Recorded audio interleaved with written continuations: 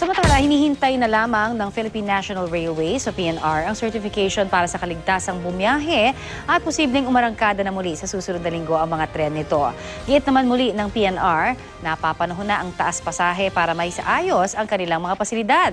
Mula naman sa Maynila, may ulat on the spot si Rida Reyes. Rida?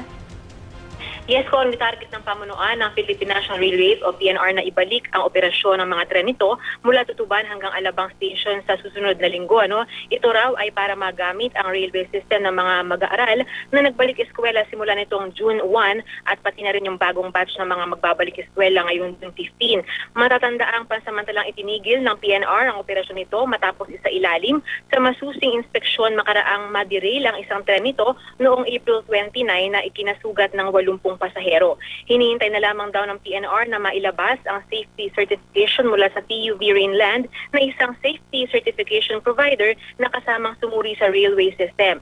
Samantala, hinihintay pa rin ng PNR ang magiging sagot ng Department of Transportation and Communication o DOTC sa hiling nilang dagdag singil sa pamasahe sa PNR na mula 5 hanggang 15 pesos depende sa distansya ng destinasyon.